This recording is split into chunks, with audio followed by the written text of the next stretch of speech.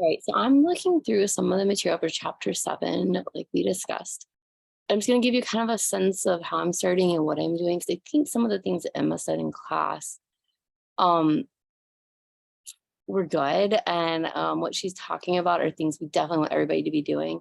And I'm going to help you get through it and go through some of these topics. I'm going to make some videos as well with individual problems, I think, to go along. But first, I just kind of want to give you a sense of where some things are and how I'm looking at it. And granted, I've seen the material before, I've taught it before, I have a background, but I was reflecting on what Emma had said, and it really got me thinking, how do we go about studying? And because everybody's a little different. And so even the things, if I break it down the way I think, it may not be the best for everyone. So I just want you to know where all the resources are. So I thought if I made a video going over like where everything is and just kind of my process just for like one of the problems and how I kind of approach it, but then I will also just kind of break stuff down for you in a separate video announcement thing as well. Well, first, just our course itself, we have the page here that you can see, but if we come down, we're working in chapter 7 this week. So on the home page, and I know some of you said that you don't really use that or you hadn't in the past. So that's where the modules are. Modules are where everything in this course is housed. So if we come here, we have, the learning outcomes for our course. And these are the things, by the end of the course or by the end of this chapter, you want to be able to do. So these are the ones, and there are a ton of videos, and I was reading through them. And in this video right here, this is very, very brief introduction to some of the things you need. And I kind of feel like almost all of these videos are the first one homework or 2 homeworks. And so I can see where it may be a little confusing to go through all of that and then trying to line it with the homework, especially if you're not familiar. So I am starting to put some of it together and break it up a little bit for you. But the first thing I do is I kind of look over that. And then we have the class notes that go with it. And that's where I think a lot of things Emma was showing you in her notes came from. And that's a lot of where I kind of start as well when I'm looking at it. Because, the stuff here is not always the same as the courses I've taught before or the courses that I took. And then we have some e-text. I haven't used that yet. I actually found something I like a little better. I'm going to show you. And then we've got like the homework as well. So there's 4 assignments and it says it'll take about an hour for you to complete. Hey. And then there's also the quiz. It only has 5 questions. So keep that in mind. There's only 5 questions on the quiz. But every time you do it, you will see different versions. So that's something I really wanted to emphasize. And it says it'll take you about 30 minutes. You have some extra. So everybody's a little different in what makes the most sense. So all of these resources, you may not need them all. In fact, I doubt anyone needs all of that. But depending on how you learn, I'm gonna cut my video off. My nose is running low. So depending on how you learn, you may want to kind of go through and look at the different resources that are here. Because even what works for Emma may not work for you. What I think is most important may not be what helps you the most. Everybody's a little different. So we got a lot of different things here. And I know it can be kind of overwhelming, but I want to give you an idea of how I look at things first. And I think Emma mentioned some of this too. So, and I strongly urge you to question her and ask her, because it seems like that, and Ethan too, any of these people that you felt like maybe, and Max was doing a great job. All of y'all did great this week. So chapter 7, video 1, we have samples and statistics. We have bias. So we can kind of match some of these words up. We have sampling variation and sampling distribution, precision and error, central limit theorem, calculating probabilities, and margin of error and confidence intervals. So these are the things we're going to be looking at, calculating with intervals with technology. I tend to put the technology in as we're doing it, understanding that this is a lot of videos for sure. There are notes here. The notes to me break it down a lot more. I did break some stuff up with the schedule. I'll send that a separate announcement, but I was going through and I'm like, okay, this stuff actually all is really useful. And this is the first video. I don't think it takes 5 minutes. I think you could probably read over this. And I was like, oh, this is good. But I actually found something that was even better. And I'm going to show you that. So these are the notes that are at the bottom of this page. I look at those too, just to see kind of what they emphasize. You can actually use a screen reader on it. It's JAWS, where it says JAWS somewhere. That means if you wanted to have a screen reader read it to you. But I know what helps. Reading is not always helpful. And some of, the videos are nice. I found something in my math lab that I was looking at, I kind of like, and I think I might recommend this as well. So if you go into our course, so I'm going to go in the way that you all do, so you can see what to do. If you click on My Lab and Mastering, right? You click on open. I think yours looks similar to this, I'm hoping. You may not open the same way, but when you get into our course, so stat crunch is here. I wanted to emphasize that because I know some of us were saying that that was actually easier. And so from now on, I think one thing we want to do is we're working problems in class is like, do you think this problem would be better to do on the TI or the stat crunch? And, make sure that we're handling both of those so that when it gets to the test, we've already decided or you've seen all the options available, because that might make some of the homework and some of the things a little easier. So I thank Ethan for showing us that, and for some of the folks that were going through it this week in class. We have our data sets. So I think some of the data sets are here too, if you need to copy paste, but I think StatCrunch would be the way to go for our class. The e-text. So I do think textbooks have value when we're doing these things. But what I think is even better, and what you can see, is if we come down to the video and resource library. Now, I looked a couple of chapters back and there wasn't as much. Chapter 7's fantastic. I just picked the chapter, all sections, select all. Okay. We have stat crunches right here for you to use. There's videos on information. There's animations. So these things will be useful. There's bias, these applets. I was going through one of these and I really liked it. So that's what I wanted to show you. There's also extra help. There's the multimedia textbook. There's the PowerPoints, which they also have in your notes. And I think they combine them all into one. I kind of like having each section separately because the homework problems come from the section. So I would say maybe use the PowerPoint here because it aligns a little more with the homework and it's broken down so you don't have as much. And I know, and yeah, so we may use some of that as well, but I think a lot of the notes have the good definitions. This is good sometimes for getting like extra examples, and they do a really good job. Like the way they broke this out here is the way that they're going to do it in the applet I'm going to show you in a minute. And I like it because you see the pronunciation of things as well. So I like that a little better than the chart we saw in the other one. Here, a survey method is bias. So there's bias. So some of these things that he had in his videos, this one section, that's the first 2 videos right there. Okay. And they were talking about simple random sampling. So 6.1, those are the things we need for that. And I like to see it this way because I think it's a little easier to kind of break things into smaller pieces. All right. So that's first. I'm sorry, 7.1. My brain's still in 6. But what I was really liking were these applets. So the first one's the bias. I think that's the one I was looking at, or was I looking at the sample? I'm not even sure. No, that isn't the one I was looking at. I was looking at statistics and parameter, because I think that's where we were starting at first. Because it reminded me of the video he had, but I really like this. Let's consider a scenario. Wait, maybe it had the whole thing. Maybe it was the bias. Okay. Sorry, I don't remember. I probably clicked the first one. Huh. There are 3 sources. No, that's so strange.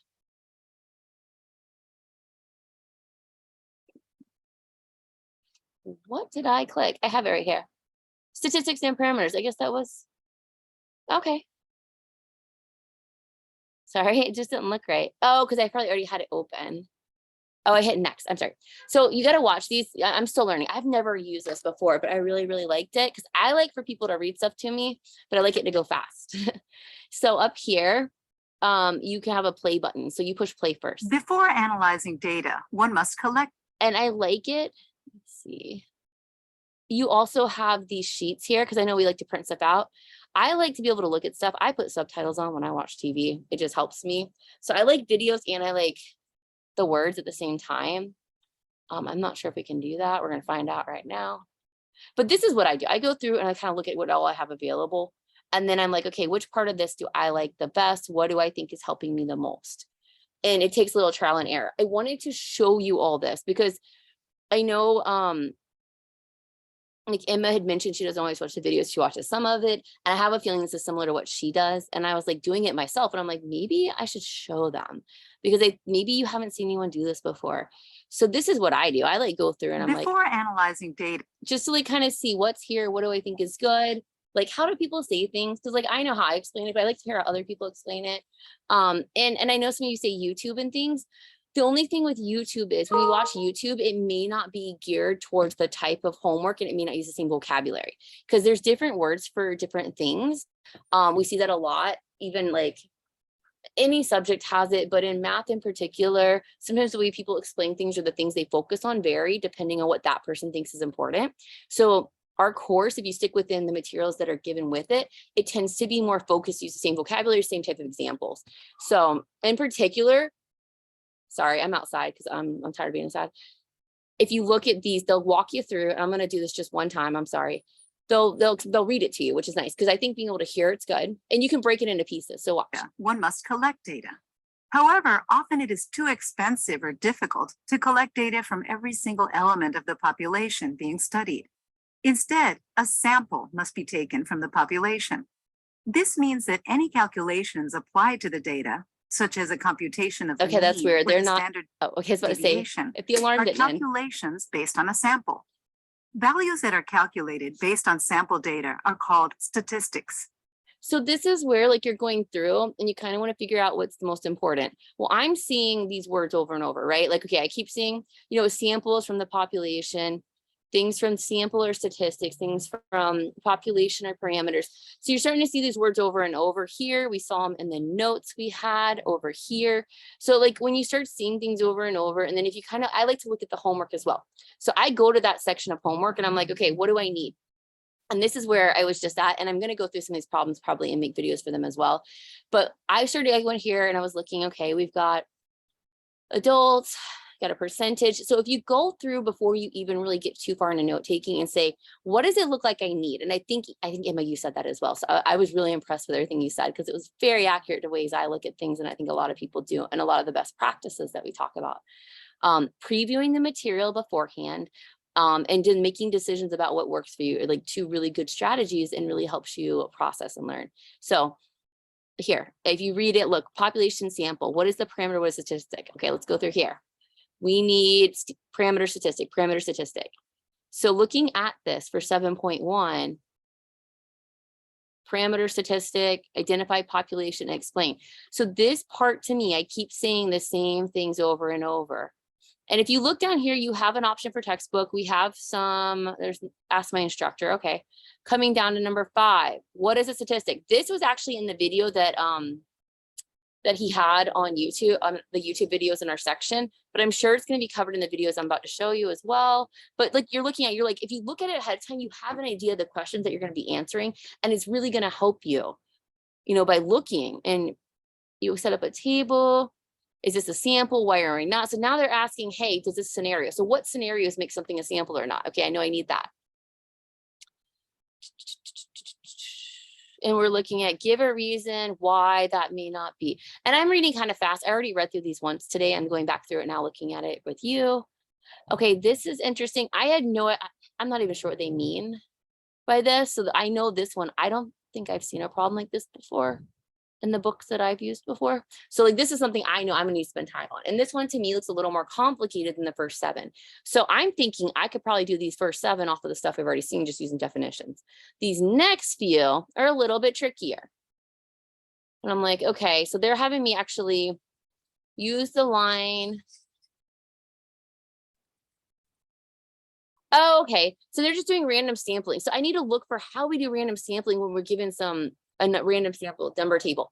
Okay, I'm gonna let y'all know right now, this to me is out of date because in the real world, we use random number generators now. We don't use tables for that. So, and we just seed things and do it that way, but that's okay. And here, let's come here. Carrying out a study with persuasion. Okay, what is this? So I'm gonna look for things that look like this as I'm going through to try and help me understand. So support of capital punishment. I've got men, I've got women. Okay, so this is kind of interesting. And we are just being asked to calculate percentage. We've done percentages. So let's see if I can just answer this real quick. Because I know how to do this from like the previous work we did, right? What percentage? So if it says of those questions, so that would be that's the group of interest, or in this case, we're going to recognize that's the total number of folks that were questioned. Of those questioned, it's not broken out by men or women, is it? So you see there's some things here we may want to do, and this is that little nifty stat crunch that we can open up, like Ethan mentioned. Okay, let's see. So something like this, I might just try it and see if what I know works. Men Oh, cool. Look at this. Where's my, oh, I only did men. I gotta do women too, huh? Is it opening it in a separate one? So these are the kind of things I just kind of play around with it and see, well, that's not very exciting.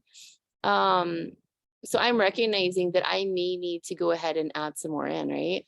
And play with this a little to get this. So these are the kind of things where I'm like, okay, the first few I can probably just do my definitions. The next few, I'm gonna have to like look at them a little more seriously. And I recommend always doing that. So I would just probably come here and fill this in as my men, because it doesn't matter the order. Although I'm probably, well, I'll be okay as long as I leave it on here. So like if I just go through and type in this manually, it won't take me long. So I'm just doing that real quick. And then you could even do your totals, right? So you would make a total column. That's what I'm thinking for this. So, I mean, this is how I do things. I'm like, okay, I mean, everybody's gonna be a little different how you process things. I'm just giving you suggestions because if you start to like make connections and if you start to engage with like the stuff as you're going through and deciding what works best, then you're going to, will this let me do Excel? I know, I think y'all said it won't, but let's try it. Maybe not. I wonder if it'll total, but I can add this. So 3 and 8's 11, right? This is 19. This would be 14. And this would be what, 6? And I'm not saying I'm gonna do the whole problem. I just kind of wanted to play with it a little. To give you an idea. This is how I don't know, just play around with stuff. And I know that, and I'm not you, but it's just, I thought I'd show you kind of ways that we do things. Carrying out a study. What? With persuasion. So support capital punishment. So like I'm saying the number who support, right? And that would be over those that were questioned, right? The total question. So my total number of people questioned would be the total of all of this. But actually we're only limiting ourselves to the total, sorry, of those who were questioned with persuasion. So I would be taking 11 over 25. So this is very much like what we've already done. So I just kind of wanted to show you that. And then I would just need to simplify that. I would probably just use my calculator, which I don't have up. So we're just going to use this one. Multiply that by my 100%. So 44%. Let's see if I did it right. So like, I mean, it doesn't hurt to go in and just try things, y'all. So then same thing. And honestly, it's going to be the complement, right? Those questioned without persuasion. Oh, nope, I'm sorry. I read that wrong. So read it carefully. So that'd be 19 out of 25, right? Because no persuasion, total was 25. So doing the same thing again, 19 out of 25. So that's 76%. So, but did you see the question up here? And I should have emphasized this because I was just looking at the numbers, but I started, why, to me just sound like, why would more people who weren't persuaded? That's a lot of people. My brother's been accused of murder. He's innocent. If he's found guilty, he might suffer capital punishment. Now do you support or oppose it? Because someone went in and said, hey, my brother's innocent. And that made people think, right? Okay, good. And compare them. And so you can make a comment about it. And so like, this is pretty, I think that one actually was very much logic and things we've already looked at. So let's see, the students spoke against. Yeah, and I think that's actually the right choice. Let's see. Yeah, because once she spoke against it, let's look at it. The student did speak against it, right? Persuasion, they were saying they were against it, right? The student spoke against it because they're brother. And the more people heard her statements against it, did not support it, right?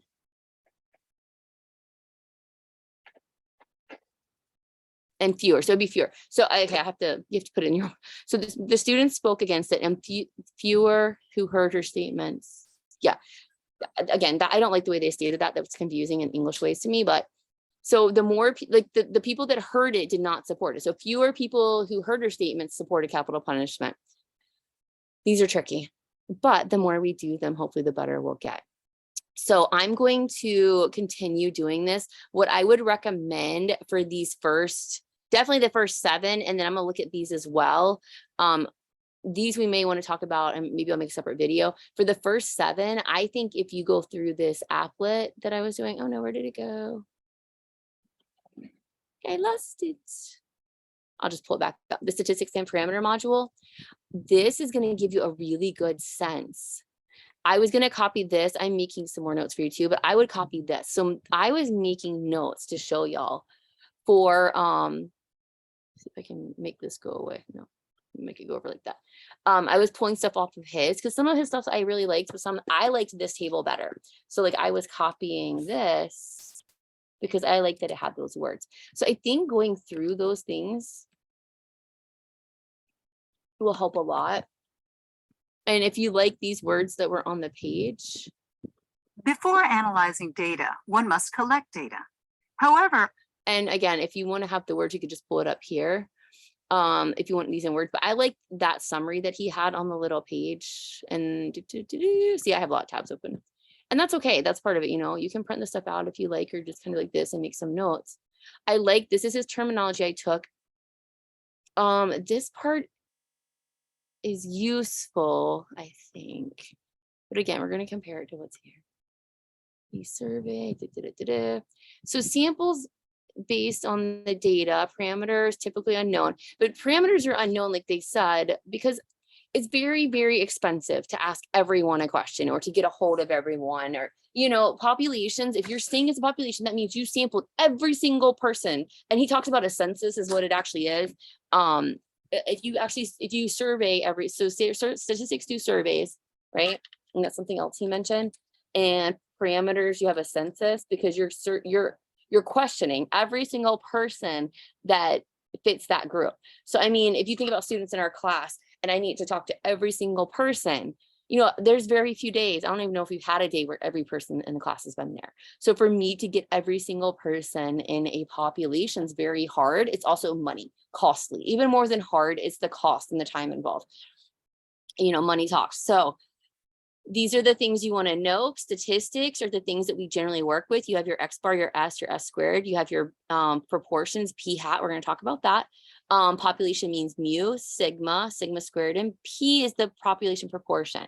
So we're going to keep moving forward through here. They go through this, and there's some really, really cool things. Let me push this. To help answer this question, we can use the central. So this is going to be important in our section, okay? And this is even beyond where we're going to be today. But I really, really like what they do introducing you to it and helping you see how these things work. I mean, that very first slide there right there helps you do questions 1 through 7. What's a sample? What's a population? And then this part walks us through central limit theorem, and it shows us a lot. So I'm really, really loving these applets. Again,